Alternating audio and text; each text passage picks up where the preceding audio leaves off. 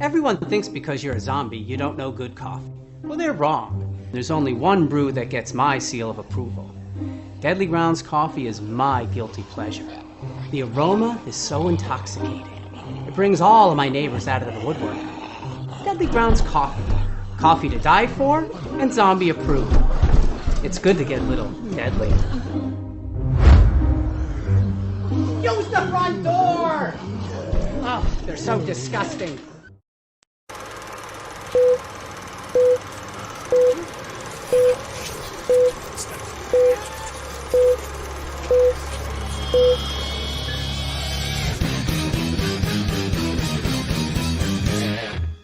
Hey everybody, welcome to a very guest list episode of the Wicked Horror Show. I'm Kevin, and as always, I'm joined by I'm trying to figure out how to get you. There you are. What is going on, people? That's actually Tony. I was going through. Yeah, that was. I was going through all the old videos, and then I realized that I used to drag that out for about like 10 seconds. What's going on? And then you just like wait. It's like it's time to wrap up, and people. No, but so yeah, we kind of had a guest set up who couldn't do it, and then Wolfie was supposed to be on, and I don't know where he is. Hopefully everything's okay. So now it's just me and Tony. We're going to be playing Hacky Sack live on the internet from other states, right? Yeah. Yeah, it's cool. It's going to be the first ever Hacky Sack from different states ever. Yeah, all right. Yeah, sounds good. So yeah, we got a few things we definitely want to talk about. One thing that you'd brought up, you recently just started going through some of our old episodes and posting up things about them. So you're going through and kind of like cherry picking some like memorable shows and stuff like that. Is that what you're doing? I wouldn't call it I guess in my mind, I thought, some of the bigger ones that, that we had.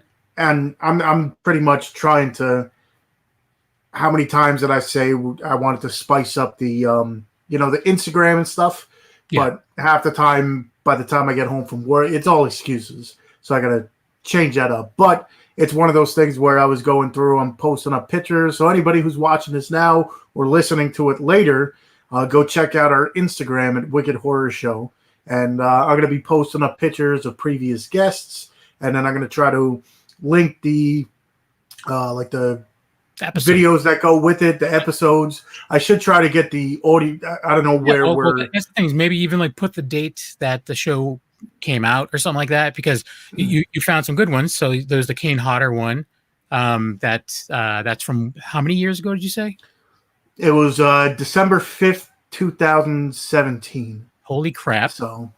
And I just want to say Sergio and Jack are both watching. What's up, guys? Good. Thanks for. How are you? Sorry, we don't have any fancy guests this week. It's just us doing things and stuff. But so yeah, you posted the Kane Hodder interview, which was like a huge get for me and for you and for everyone.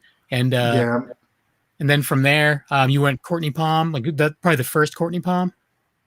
That was, I think, the second, because I remember the first Courtney Palm that I remember you guys had her on for Zombievers. Mm-hmm. I wasn't even a part of the show. I actually won. That's when I was in my winning days, and I won all the prizes. And I remember getting, I don't remember if I got the movie, but I did get a signed picture of her, and Tony Has Nine Fingers and all that stuff. So that's cool. I think it was. Because she was on a couple times. I think she's been on like 2 or 3 at least. That's another one that was like a big get to me, and now that's cool because like she's like friends, so it's neat.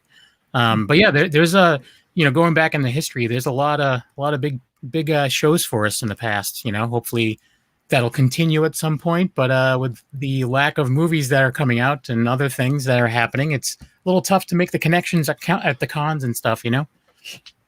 But it's one of those things too that you mentioned many a times, how it's cool to see, the progression of up and coming actors and actresses and directors and stuff. And it's one of those things where it's weird to say, but I kind of take pride, I guess, a little bit. I don't know if pride's the correct word for it or not, but like you said, building relationships with some of these.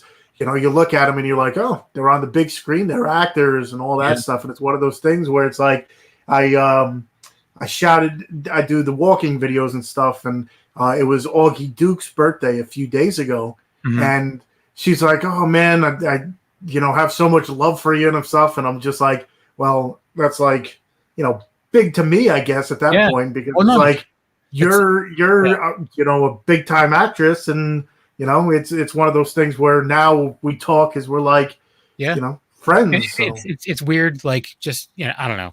It's something where it's pretty neat that we'll meet somebody or we'll have someone on the show and then even think about it to come back. Like I just saw that Leo did a show with Gary Kenny again recently, who's Lion-O and the Thundercats and all the other things. And I remember when we met him at I want to say it was it wasn't Super Mega Fest, maybe Terrificon. Like Leo was just like, oh my god, and I was too, because he's a legend. But yeah, he came back. We used to, we've had Carlos Alazraqui on a bunch of times, and it's just it's neat to like really kind of get into it. But yeah, so go check out the Wicked Horror Show Instagram page, and you can see some of the work that Tony's been putting in, going back and looking at the hundreds of episodes and finding where things are. Yeah, it's crazy. I mean, like, just thinking about it, how I think I joined in 2000.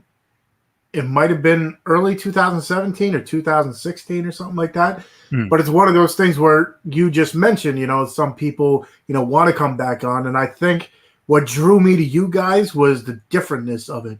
Because nowadays you see like interviews or podcasts or whatever, and I don't want to say they're cookie cutters, but it's one of those things where it's like the same formula and stuff.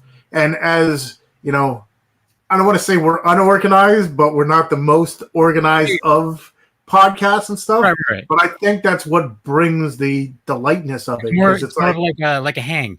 Like people are just like hanging out.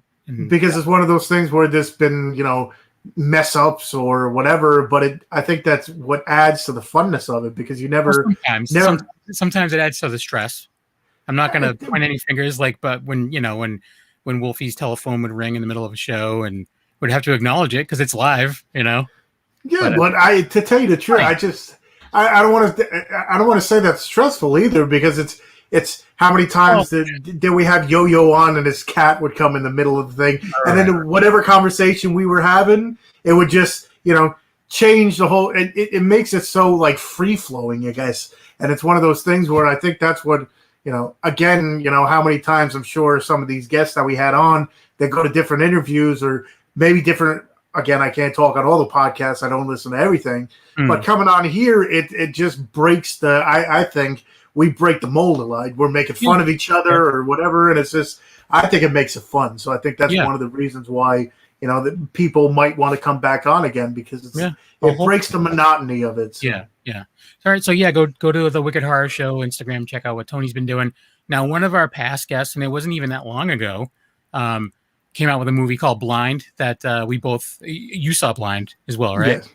And we both really dug it. And it was it's Sarah French was in it, and it was written by Joe Netter, which is her husband, who's an awesome dude, just an awesome guy.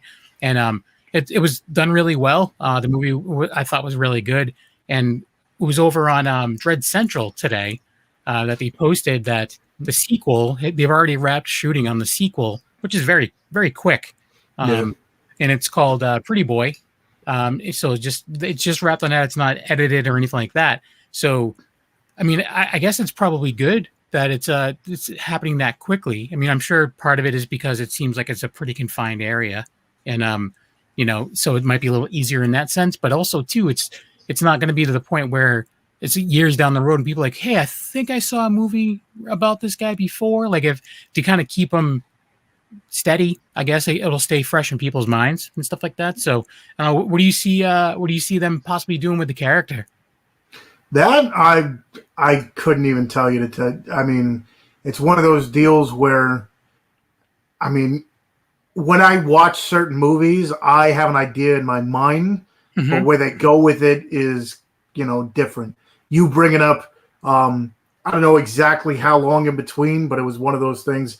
I don't want to say. I mean, it could be like a, an ongoing series kind of deal, like looking at Hatchet and bringing Victor Crowley into it, and then I don't know how many years between each one it was, but going from that, it's like I could see maybe a little series of Pretty Boy or whatever the sequels and stuff could be called. Yeah, franchise from it, a new horror. I guess you would call it icon or something. Yeah. Well, I mean, Trick or Treat Studios already has released a mask for Pretty Boy.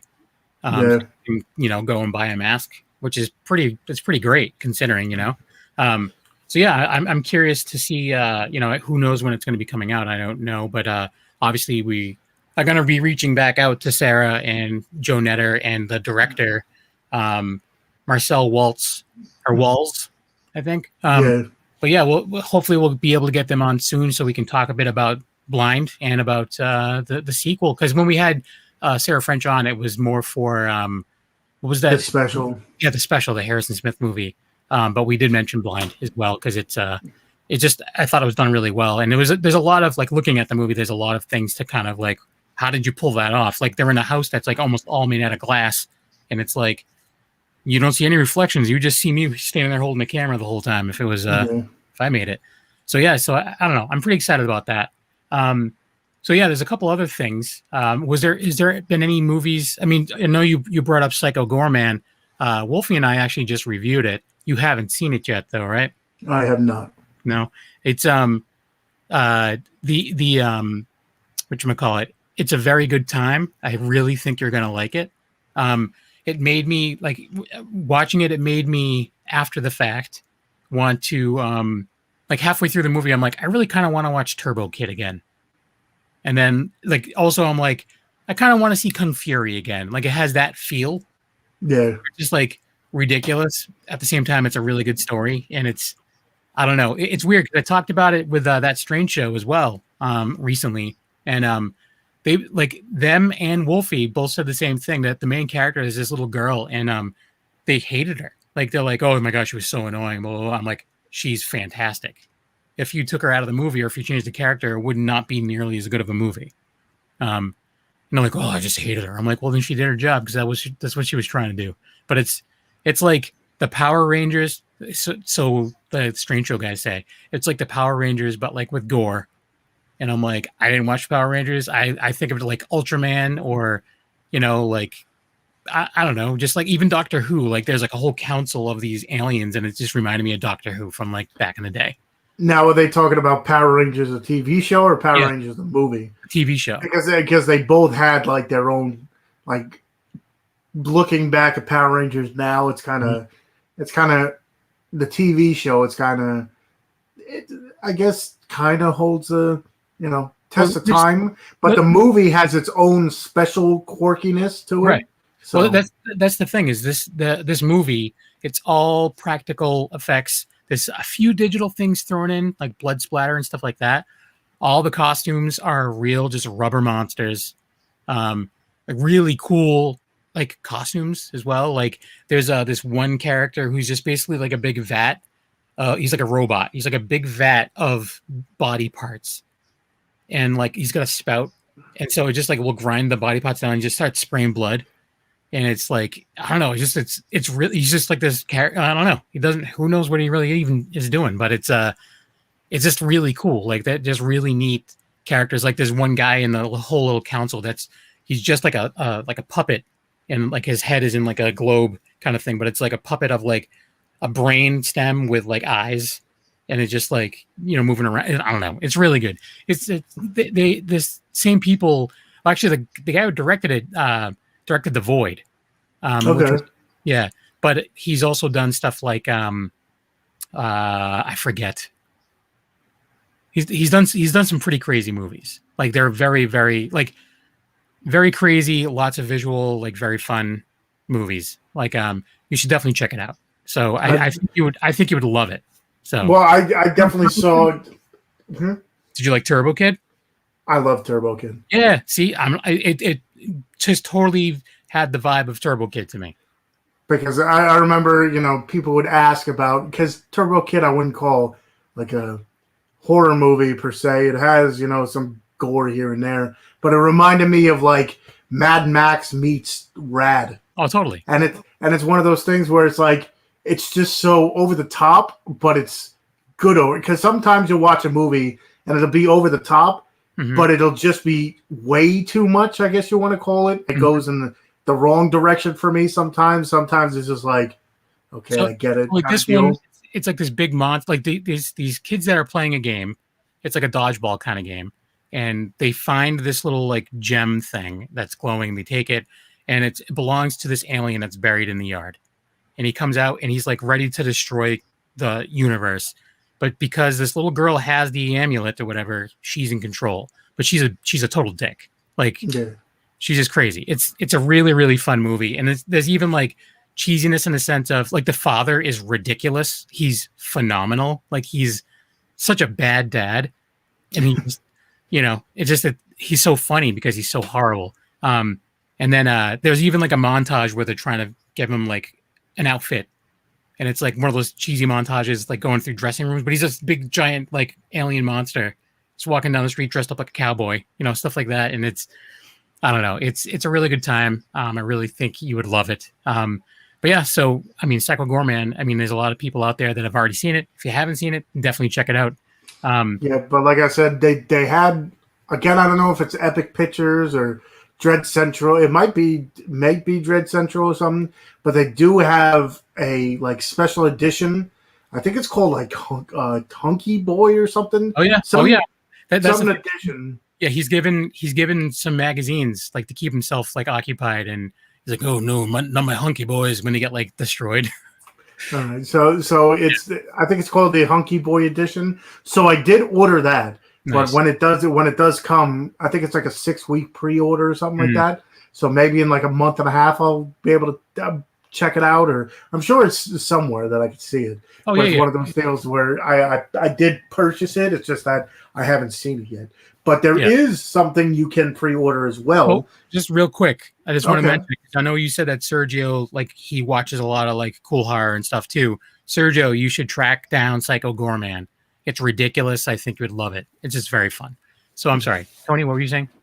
But I was saying a couple weeks ago we had the people behind Slash Lorette Party on, even though it was a technical difficulties, but we had them on. Really cool people. They did. I don't know if they're going to have extra copies. I know the first 200 people that ordered it got like the first run of this edition of Slash Lorette Party. It is on Blu-ray. They did post it. I believe, I guess if it does good enough, they might have a second printing. I don't know if they sold every single one yet, but I know they were getting close to it. But they did have a Blu-ray release of it. So did you grab one? I talked to Paul, yes. So nice. I should be having one. But I will reach out as well because I would like a copy of that as well.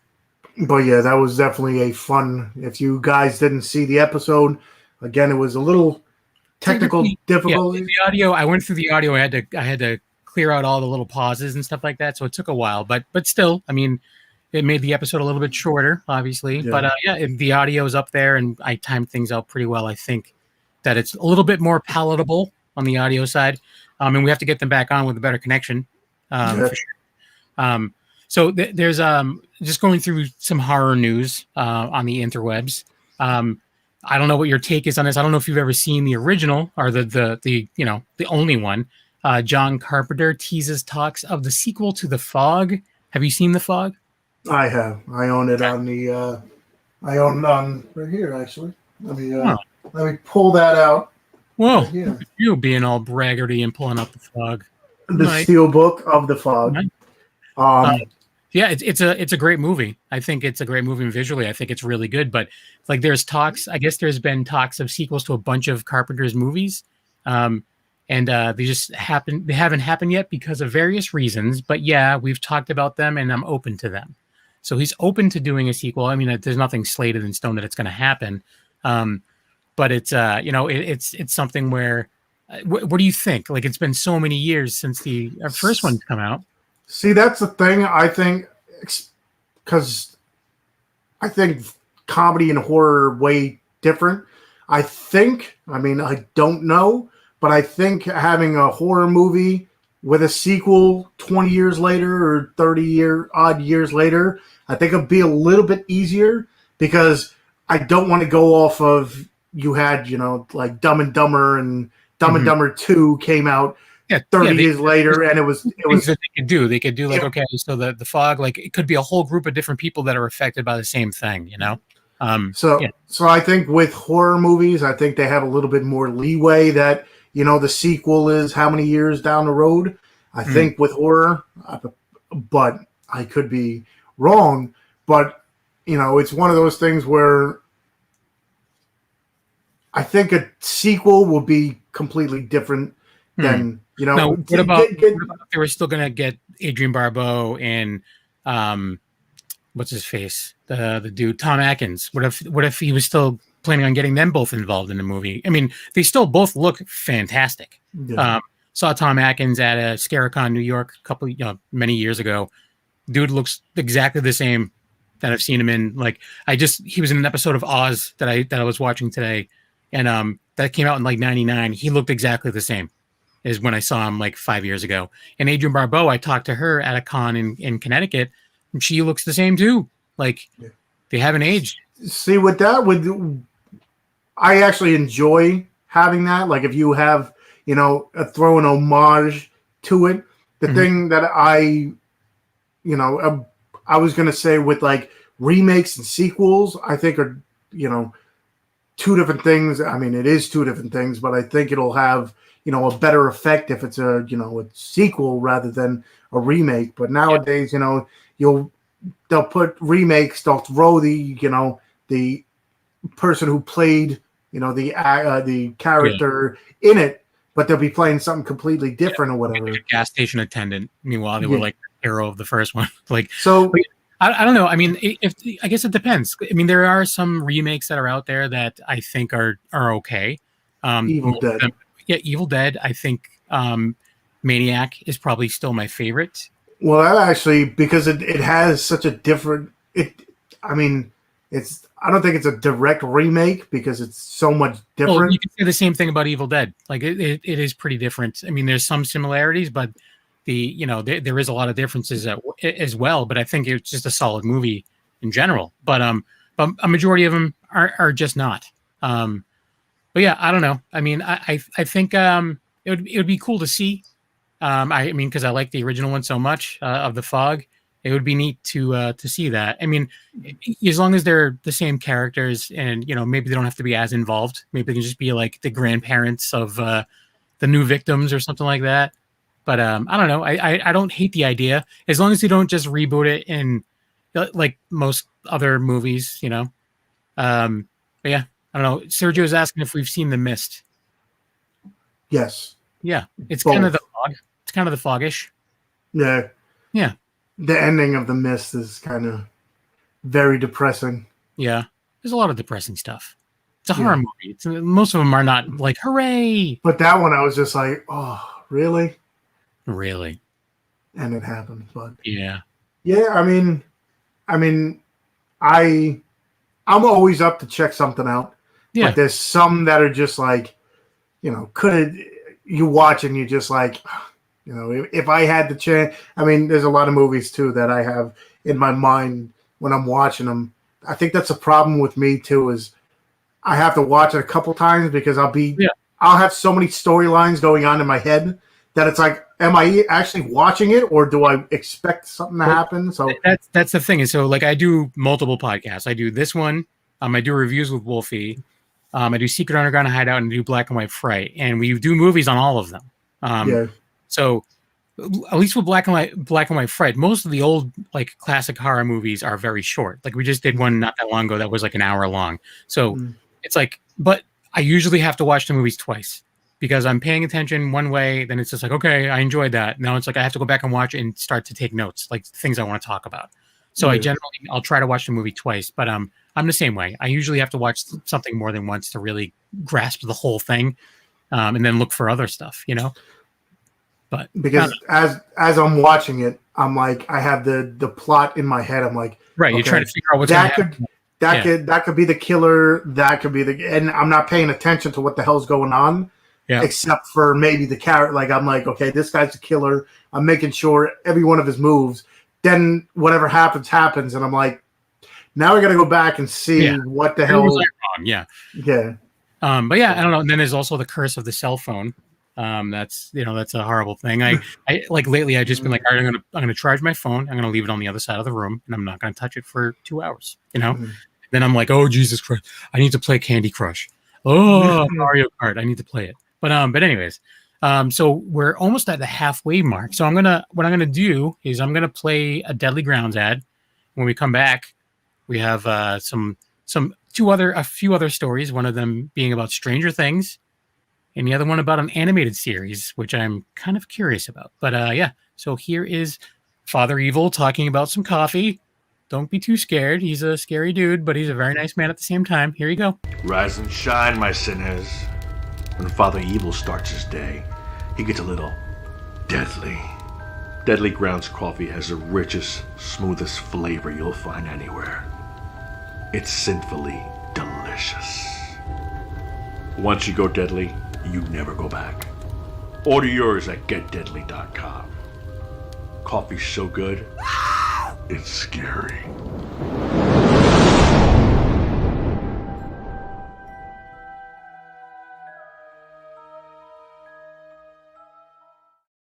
It is scary. It was correct. It's so deadly. It's scary. I drink so much of it. It's scary.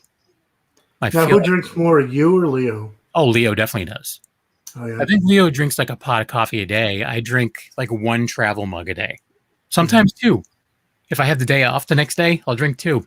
But I used to drink a pot of coffee a day. Not anymore. I just do the one travel mug. I'd make it in the morning. So keep me going in the morning. I've had a sip of coffee and didn't like it, so I've never had one glass of coffee. I started off as a kid eating. I liked coffee ice cream, so like when there would be coffee, I was like, all right, I'm gonna put as much sugar as I can to make it taste like coffee ice cream.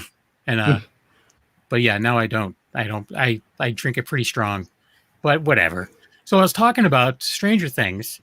So there is a few little tidbits of information. So there was an article on, let me see, it was on Bloody Disgusting, that the new season, that Finn from what's his name, Wolfhard. Yeah, Finn Wolfhard. It and whatever. Yeah.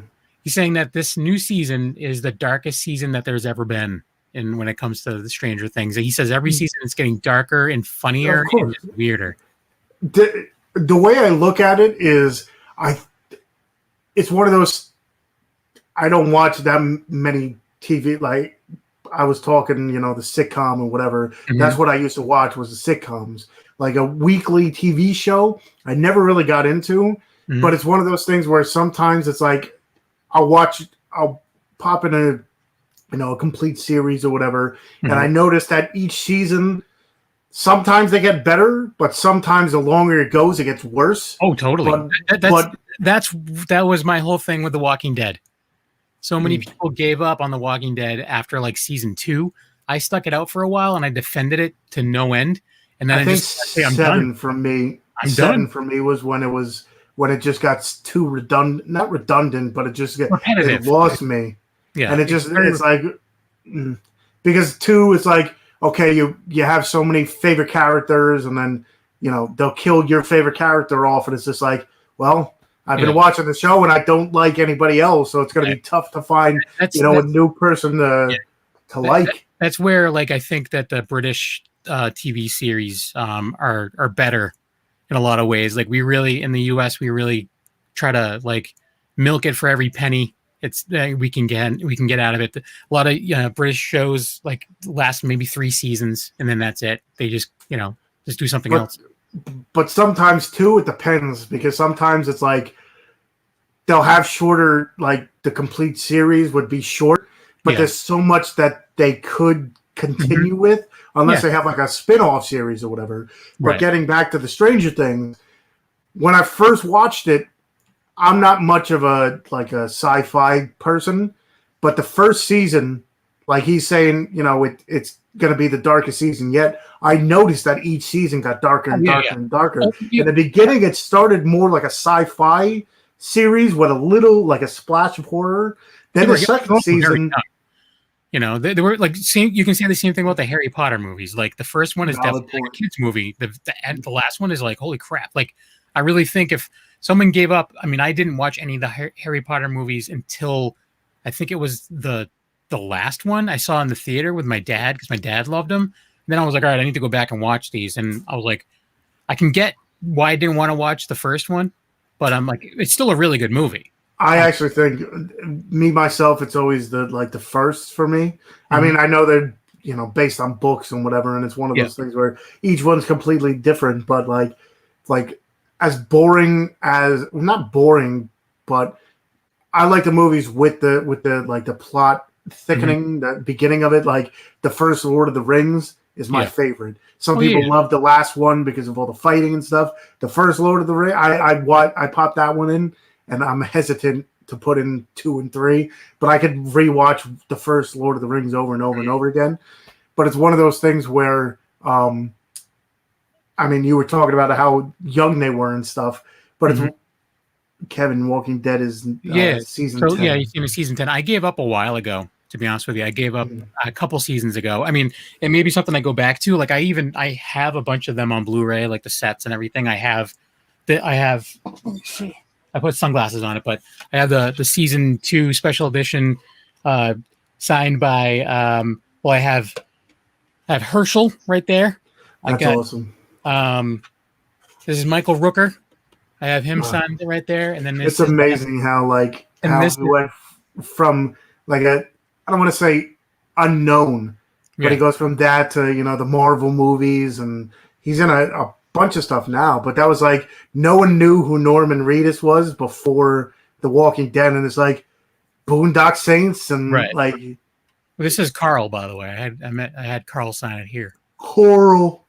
I had Coral sign Coral. But so I don't know. I mean, I was all about it. We even Leo and I went to a Walker Stalker Con out in New Jersey, and I never went to one. My buddies, 2 of my friends, they have like 2 big posters. My one friend literally has like so many. Besides, what's his face? Good Rick. Old what's his face? Rick. Yeah. I think Rick and Carol are like 2 of the main ones that are hardly ever around to get them. Yeah. So it's one of those things where I think those 2 are the only ones that he doesn't have. Like he'll get like the poster is huge. Yeah. And he only has like a little bit more space for it. Well, yeah, there's so many people that have been in that show, and I mean, it's one thing where they kind of should have stopped while they're getting before it started turning, because it's upsetting to people like me that are just like, oh my god, it just got bad. It was so good, and now it's just like, oh, I'm bored. Like, I don't know. I still love the earlier stuff. I mean, maybe someday I'll go back and I'll check it out again. And there's a lot of things that with time your mind changes on things. But going back to Stranger Things, one of the things that I wanted to bring up, because I thought that this is a very cool casting decision, but the season cast includes Robert Englund, aka Frederick Krueger. Am I right, guys?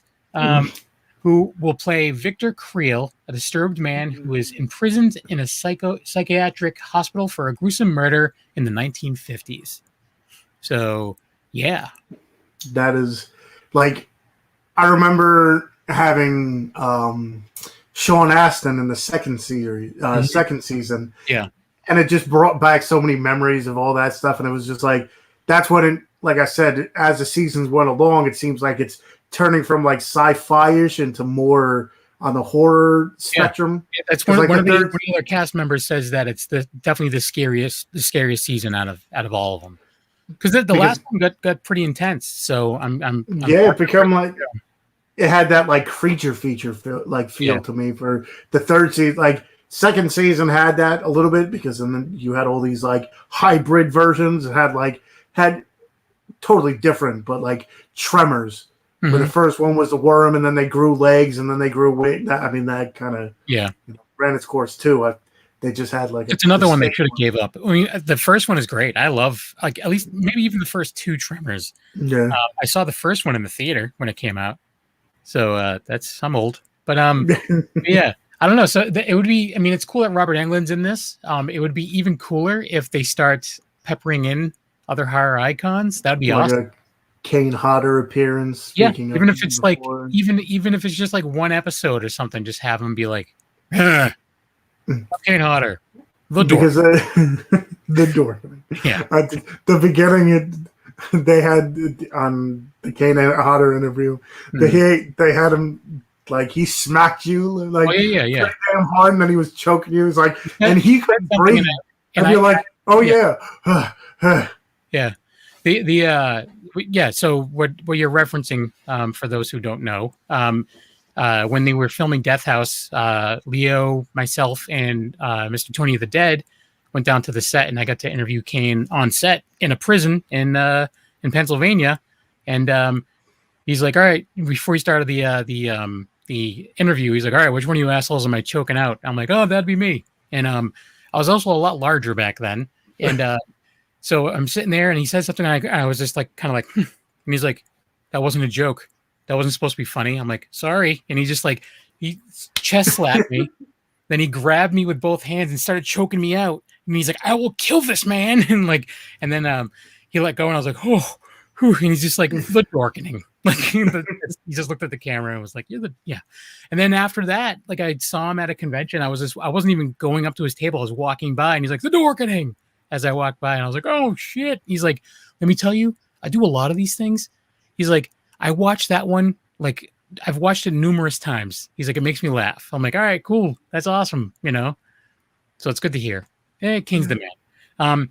But it'd be cool if like they peppered in some horror icons a little bit more in Stranger Things. I mean, it's because it's a huge show, so it's going to get eyes on these guys. Like people like, oh, I didn't even realize. Like people that are casual horror fans, they're going to be like, how do I know that guy? And they're going to look it up, like, holy shit, that's Freddy Krueger. Holy shit, Nah, that's fucking. I think that's very intriguing too.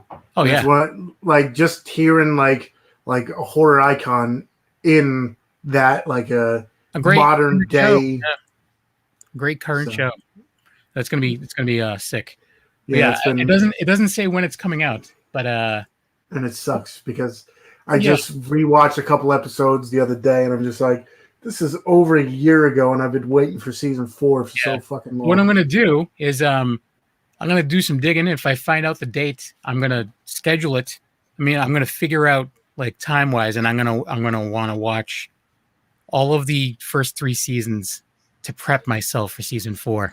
And I'll watch them on the big screen. I got the projector, the 100-inch screen, so I'll be like, yeah.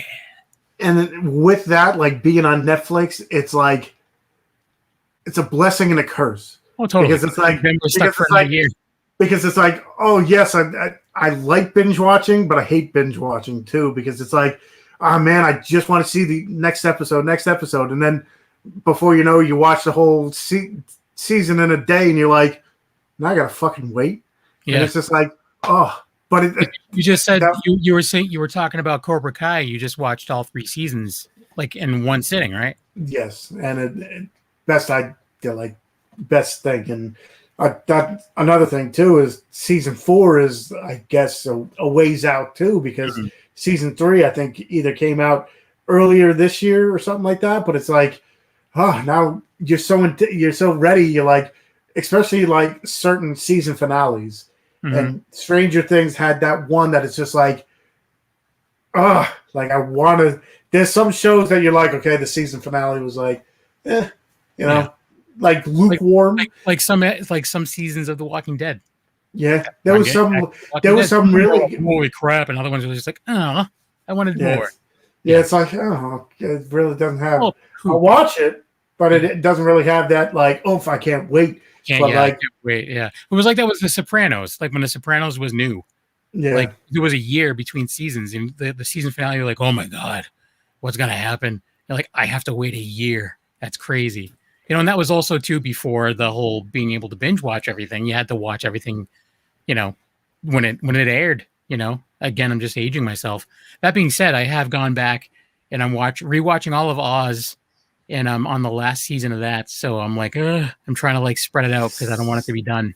See, that was the main reason I never got into like TV shows, because like with sitcoms, you didn't need to see the previous episode. I mean, there's certain shows now, like I think I've like Law and Order SVU and stuff like that. Yeah. I don't mind watching because you don't need to see like I hate the wait.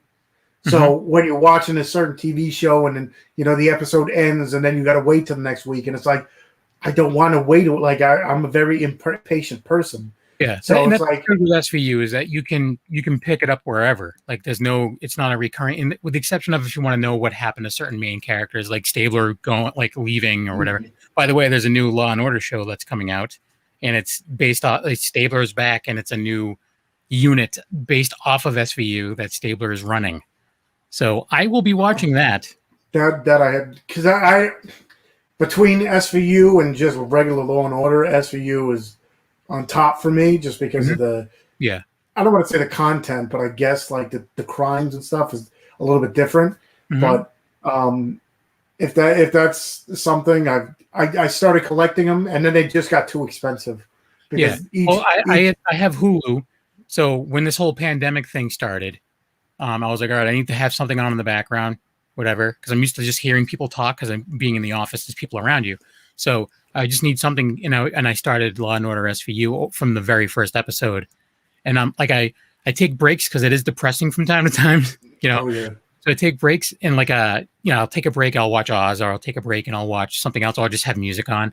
And like I'm only in like season 5, because I'll watch like a week and then I'm like, all right, I gotta take a little bit of a break from this because it's how many episodes about rape can I watch? Apparently all of them. But so Sergio is asking if we ever saw the movie One Missed Call. I have. I just looked it up because it's been a while. Because it came out 2008. What was it called? Because they had like a series in Japan too, right? Wasn't that like a 3 movies thing in Japan? Possibly. I could be wrong, but I think in Japan they had. In the US they only had the one because it probably just bombs. It wasn't that great of a movie, but I think in the US it bombed. But I think in Japan they had like it was a series, almost like The Grudge. The reviews, and it says I think it's called One Missed Call in Japan as well. But like, this is just one of those films based on a good film. The original is Wicked, that Hollywood has seen the opportunity to remake and made a load of money off of. Please do not help accomplish this. The Japanese version was based on what you can't see is scarier than what you can see. So yeah, it was based off of a Japanese franchise. But yeah, I mean, I don't remember hating it, but at the same time too, it's one of those things where, especially now, like if I go through, because I've been watching a lot of British TV, and it's amazing like how many shows. I mean, don't get me wrong, there's American shows that they remake in the US. I mean, in the UK as well, but a lot of the shows that are here are remakes of UK shows.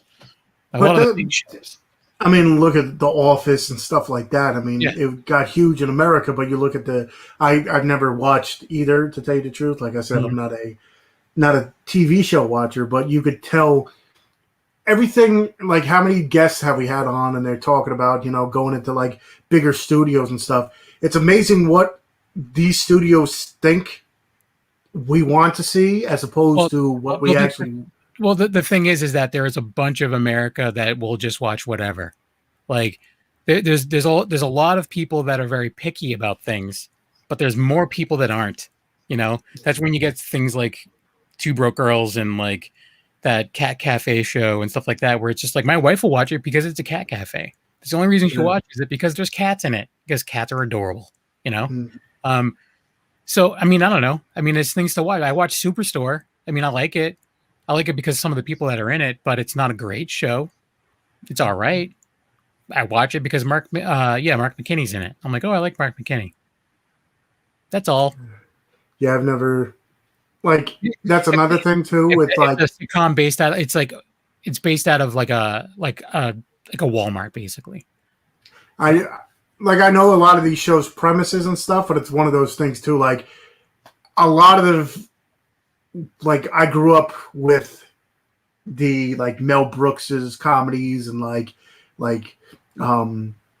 I mean, some of my favorites was like Bushwhacked and stuff like the comedy nowadays is not the comedy I grew up with, Right. and it's hard to sit down and watch it because. But there's a reason for that. Like so there's a movie that I grew up loving, right? That we just reviewed on Secret Underground Hideout. It's one thing where like I had seen it like a bunch growing up. I haven't seen it forever. One of the other guys saw it once years ago, and the two other guys hadn't seen it.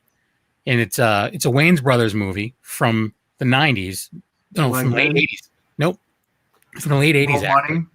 No, way before that. Let me see. It's the original Wayans Brothers. It's not like the new Wayans Brothers. It's it's Keenan and Keenan Ivory Wayans but anyways, either way, it's I'm Gonna Get You, Sucker. Right. Okay. Right. And there's a lot of like humor. And there's a lot of humor that would not play today. Like there's a lot of humor that would just be like you would be canceled for this. And that's the problem too. Where but at the same time too, there's a lot of humor that we do now that you wouldn't have been able to pull off then. You know, but yeah. So actually, Sergio's asking what our favorite horror movie of all time is. I think you've said before, Killer Clowns is yours. It's up there definitely. Like that's what brought me into the horror genre, and then the one that brought me back was Tucker and Dale versus Evil.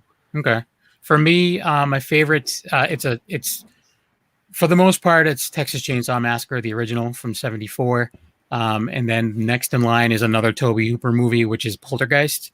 Those are probably my favorites. I have others like in subgenres, whatever, but like as far as go-to, like I can sit down and watch these movies at any time. It's those two.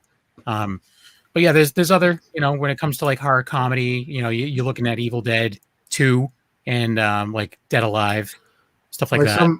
Some of the other ones I can, you know, if I there's certain movies that if I see it on TV, which is hardly ever anymore, but like The Gate, that was another movie that I remember watching as a young kid, and you know, does it hold up as much? Not as much, but it's still one of those things where it was scary enough to scare me as a kid, but not scary enough to, you know, like petrify me. Like it wasn't like, you know, crazy scary. Yeah. But that was another one that I think. And then like just going back and watching like Chopping Mall and stuff like that, they're entertaining enough to. Yeah. So. Yeah, there's a bunch that are like cheesy, like they're so cheesy that they're great. You know. Yeah. You know, some of them don't hold up, but that makes them even better. So just real quick, I just wanted to mention this one story because it is kind of interesting, and it's the one that I told you about beforehand. But there's an animated Gremlins TV show that's coming out on HBO Plus called Gremlins: Secret of the Mogwai. It's got B.D. Wong. You know who B.D. Wong is? Name sounds familiar, but I can't. If you saw him, you totally know who he is. He was like the psychiatrist kind of guy on Law and Order SVU. Okay, and Jurassic Park. I don't know, to be honest with you. He was the. Yeah, but he's playing Han Wing, and then there's a very like it's mostly Asian cast. There's like Ming Na Wen, it plays Fong Wing. James Hong is Grandpa Wing. Isaac Wang is Sam Wing. AJ Lacasco is Gizmo. Okay. Gabriel Green is Ellie. Matthew Rise is Rayleigh Green. But either way, so what are your thoughts on a Gremlins animated TV show? It's set in the 1920s in Shanghai. So it's going back to the beginning, probably, you know. So there's a prequel to the two films with a half-hour series set in 1920s Shanghai and telling the story of how 10-year-old Sam Wing met the young Mogwai called Gizmo. I don't know. That one's a little tough. Yeah. Because it's one of those things where it's like, do I need a back? Like, there's some movies I sit down and I'm like, you know, the character is, you know, cool. I want a backstory. Yeah. Do I really need a backstory for Gizmo and the Gremlins and stuff like that? Do I really need it? I don't know. No. I mean, in my head, I don't. Is it something that I've been sitting for years, being like, I really just want to know how that fluffy son of a bitch got to be in my heart. I need to know these things, but I don't know. I mean, I'll take a look. I mean, I'm curious on the animation style and like, is it going to be like a darker story, or is it going to be kid friendly? Where'd you read this article on Bloody Disgusting? So is that maybe it'll be more on the darker side? Well, the one thing too is that the people kind of go back and forth on whether or not the Gremlins is a horror movie or not. So I think it's a subgenre of it, right? Because it's a creature feature, right? And then it's the first one a Christmas movie or not? Yeah, and I guess there was a Super Bowl commercial with Zach Gilligan and Gizmo. Okay, commercial or something like that with them is what it said. I didn't watch the Super Bowl this year. Neither did I. I almost never do. But yeah, so it's coming to HBO Max. I'm curious. I mean, I'll give it a shot, I guess. I'm not going to subscribe to HBO Max. I can tell you that. Yeah, I don't have HBO Max, so unless it comes out like on a different streaming platform or. Oh, I'm sure that there'll be like trailers and stuff for it on YouTube and everything, just so we can see what it looks like. Because I'm curious. I mean, if the trailers catch me, maybe I'll do something and check it out. But I don't know. It's weird. Like, is that the route they're going to go now? You think? Like, okay, we're going to reboot this, but it's cheaper to just draw it. Just do that. Yeah, but that also, it's like in the 1920s, I don't know, there's like period piece movies that I'm not into and all that stuff. So bringing it from, my recollection of, the late 80s into the early 90s, and then now taking it and putting it back into the 20s, it's like. Well, I mean, I don't know. I mean, it's kind of curious. I mean, you look at like Ash versus Evil Dead, stuff like that. They made a series out of that, but it wasn't a prequel. Obviously, it was, So I mean, and I really think that worked. I loved it. I'm sure there's other ones out there that just aren't that great. Yeah, I don't know. I mean, I'll have to play it by ear. But again, giant gizmo ears. Am I right? Sorry. But maybe they're looking at like the success of like Baby Yoda, and they're like, well, Gizmo was just as cute and almost in the exact same fucking mold. In the same mold as it, so it's like just a skin-colored Yoda with hair on it, pretty much. Yeah, adorable. But, because I mean, Gremlins were definitely like the two movies were definitely my childhood. It was like the first one was a lot darker than the second one, and then the second one it had that like horror comedy aspect to it with like the goofy. Like the different kinds of gremlins that came out, and then they had the smart one. He drank that potion, and he's like smart. Then they had the bat one, and so it's like just real quick. I just want to read this because I didn't see this bottom part of the article, and I'm not sold. So along with teenage street thief Eli or Ellie, Sam and Gizmo take a perilous journey through the Chinese countryside, encountering and sometimes battling colorful monsters and spirits from the Chinese folklore. On their quest to return Gizmo to his family and uncover a legendary treasure, they are pursued by a power-hungry industrialist who is growing an army of evil gremlins. Yeah. What the? Yeah, exactly. The series hails from Warner Brothers Animation, so it's like all the DC animated stuff. That's all Warner Brothers, isn't it? I believe so. So it's going to be. I don't know. I don't know. I'm sure. Like I said, it was a hard sell. I'm sure Leo was going to like freaking ruin some pants. Yeah, like honestly, it's like it was a hard sell for me because, like I said, watching the Gremlins, I was never like, I wonder where they came from. I never really had battles and stuff. I want to see him go back to old China. What I really want? I want a Gremlins Pokemon mashup. That's what I want. I want them all, but I don't want that. But anyways, so we're at we have like a few minutes left. So Tony, where do people find you and follow the Tonester? I don't know. Well, you can find the Tonester at Tony Has Nine Fingers on YouTube, where I do movie reviews, unboxings, whatever have you. Anything movie related, you'll find videos of that on my YouTube channel. Tony Has Nine Fingers on Twitter, which I hardly use ever.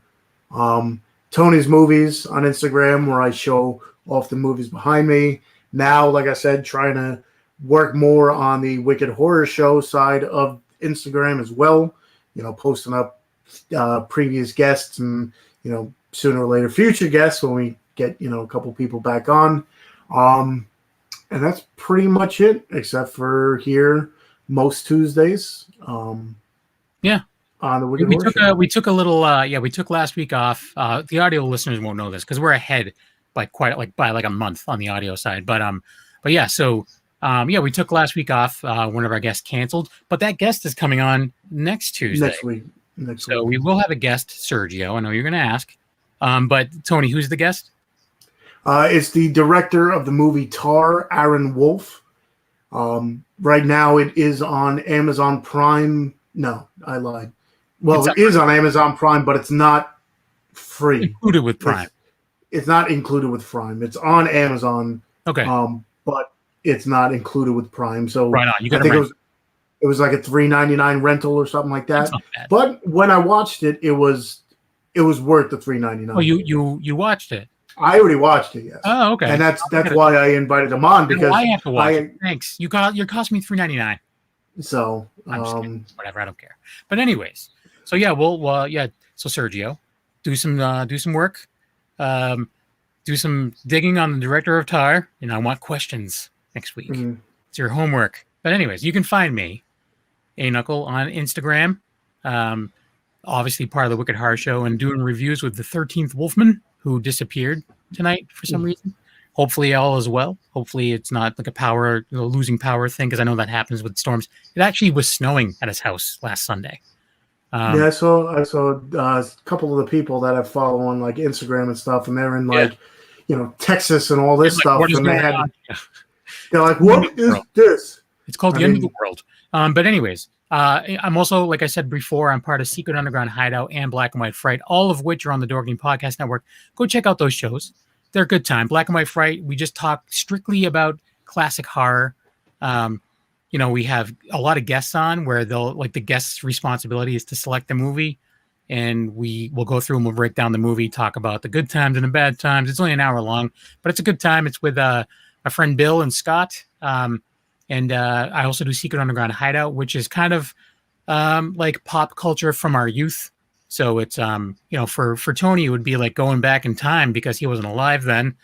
But it's, talking about things that we liked. We even did like Halloween specials from when we were kids. Like we all picked one and we had to watch it. And it was like the Fat Albert Halloween special. And, like all that. Was the Disney's Halloween Treat in there? No, it wasn't. But yeah, I forget which ones were in there. I don't even remember which one I picked. But yeah, so it's a good time. Go check those out on the audio side. Again, Secret Underground Hideout and Black and White Fright. Go subscribe. Subscribe to us, obviously, if you're watching the video side, which is weird. But yeah, that's about that. Thanks, Sergio, for all of the help in the chat. Again, as always. And have a good night, everyone. Goodbye.